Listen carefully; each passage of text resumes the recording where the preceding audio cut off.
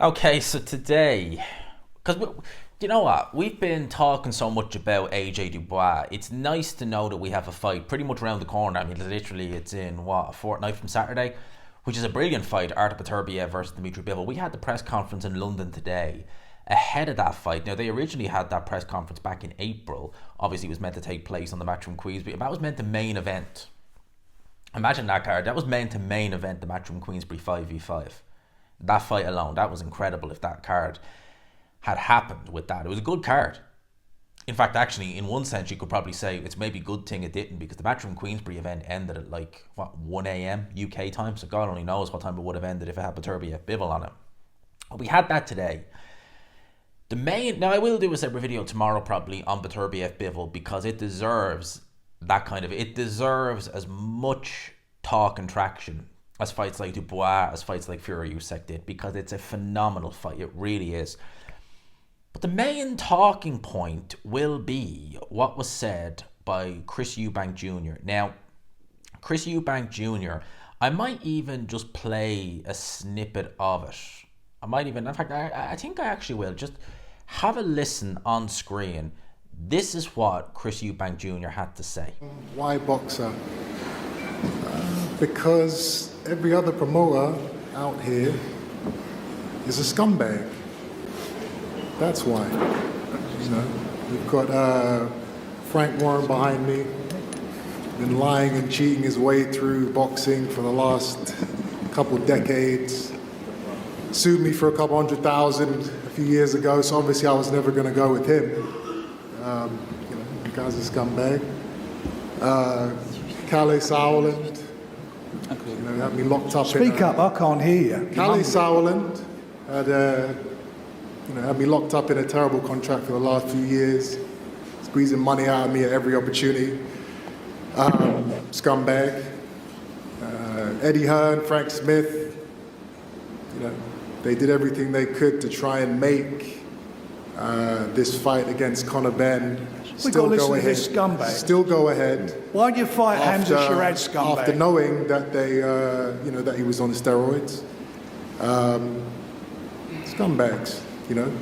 I would say the only. Why do you ask? I would say the only promoter that I fights? know for sure isn't a scumbag is His Excellency Turki Al-Sheikh.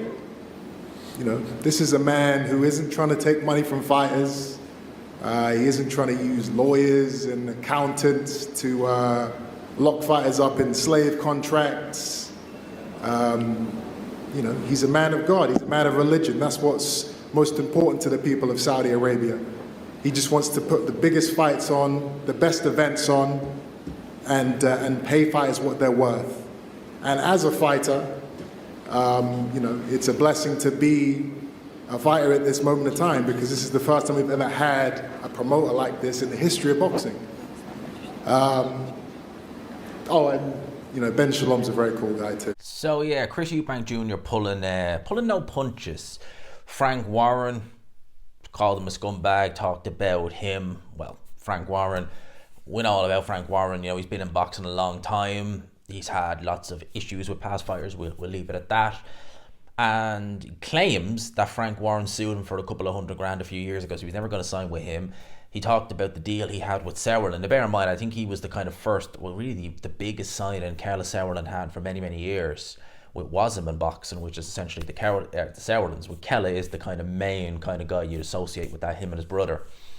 Said it was a horrible contract. They were taking money away from him, so we called him a scumbag. Keller remained quiet. Frank Warren didn't, as you would expect. Frank Warren is the sort of Frank Warren will always bite. Oh, he will. Eddie Hearn and Calla are quite.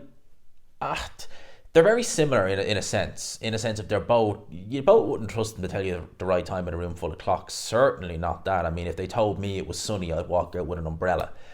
But they're not like Frank Warren, where Frank Warren would just bite instantly. And he brought up Eddie Hearn and said that Eddie Hearn and Frank Smith tried everything in their power to get him to fight Conor Benn after Conor Benn. Well, he says tested positive for steroids. It was clomiphene, wasn't it, that he tested positive for? So yeah, he's not got glowing things to say about either of those promoters, and he said that the only promoter he's ever known who actually cares and puts the fighter first is Turki Al-Sheikh.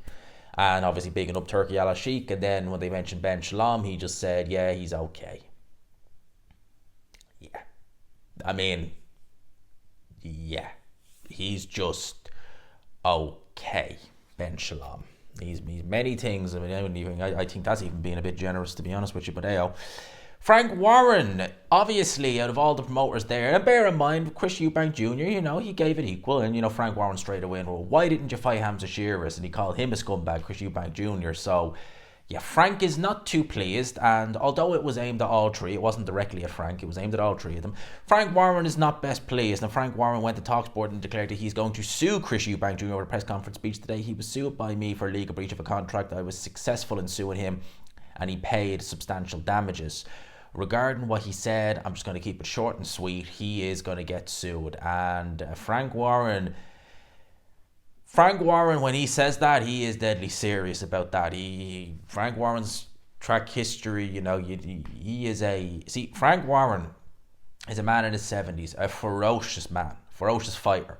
Probably not a guy who would, at this stage of his life anyway, have a dust up with you, but you wouldn't want to make it. Frank Warren is like that type of politician.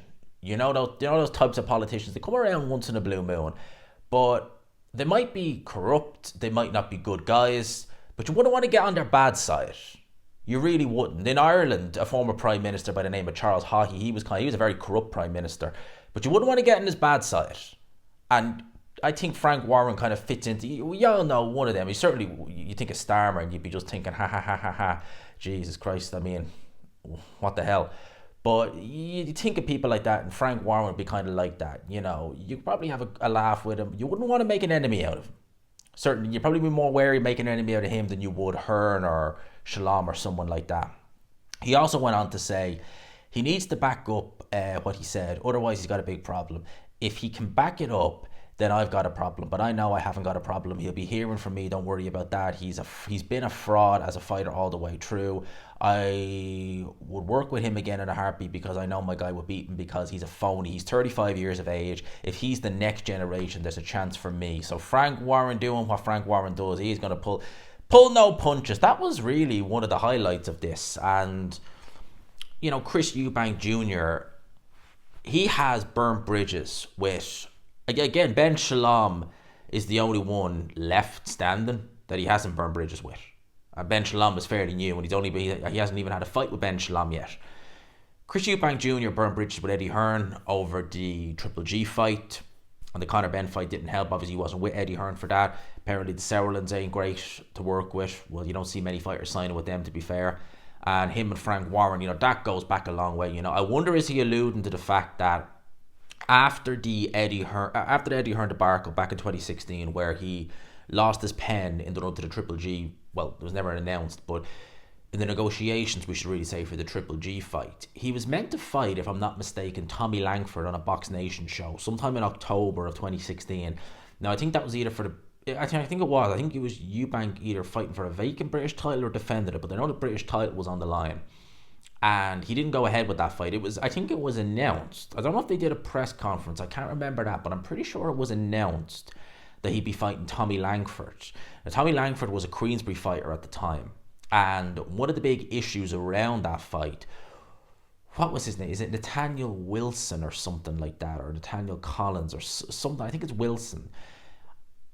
I'm not sure the ins and outs, but you're going to get into a whole lot of... It's a long time ago, and you're going to open up a can of worms as well. But I think he was an illegitimate, or alleged to be an illegitimate half-brother of Chris Eubank Jr. And there was a lot of... Now, he was a terrible fighter. He lost a couple of times. He got knocked out in a round, I think, as well, on one of the World Boxing Super Series shows. He wasn't a particularly good fighter. I think he ended up being part of Team Eubank in the end. But he was going to be on the undercard. And, that's just that's Frank Warren in a nutshell. Make it as awkward as you can for the away fighter, even if it's in that regard. And they didn't go ahead with that fight. I wonder, did they have a deal with Warren? Were they doing it? But it wasn't long after that they ended up doing the ITV deal. And who was he with? He was with Richard Poxton. Is that the guy's name? With the ITV. You didn't hear much of him before, and you haven't heard much of him since. But I think he was the kind of main promoter with the ITV box office, which didn't last long. In fact, Eubank Jr.'s even had a spell at PBC. So he is literally, America, if he wanted to go to America, let's see how long he lasts with Bob Arum, Top Rank, and Golden Boy, because he's pretty much been around the block with all these promoters. And the common thing with Eubank Jr. is that most of these promoters all don't like him. I mean, there was one stage when Eddie Hearn and Frank Warren were bitter rivals. Remember the 2016, 2017 days? And the comment you used to see on like Frank Warren interviews where he'd be going and having a go at Eddie Hearn and vice versa was, if you put them in the room and you mentioned Chris Eubank Jr., they come out best friends. Because they just, whatever they thought about one another, they just had a mutual dislike of the Eubanks, particularly Chris Eubank Jr. So, yeah, Chris Eubank Jr. Listen, I would always be pro-fighter. I know the Eubank. I remember with the run-up to the Triple G, the negotiations, Eddie Hearn was saying they were asking for crazy money, and that, remember the impersonation he did of Eubank Sr., where he was like, Eddie, Barry McGuigan must commentate on the fight. It is the Eubank Warrior. I can't do a Eubank impression, obviously. I'm not as good as Eddie Hearn, but you know what I mean. Making these strange demands and things like that. And Eddie Hearn was like, that's not going to happen. This is the deal. And Kell Brook was obviously happy with the deal. Maybe he shouldn't have taken it. Well, probably shouldn't have, but you know what I mean. We're not going to go down that road. So yeah, Chris Eubank Jr. having a go at Frank Warren, Eddie Hearn, Kellis Sauerland, not a Turkey Al Sheikh, and Ben Shalom is just okay.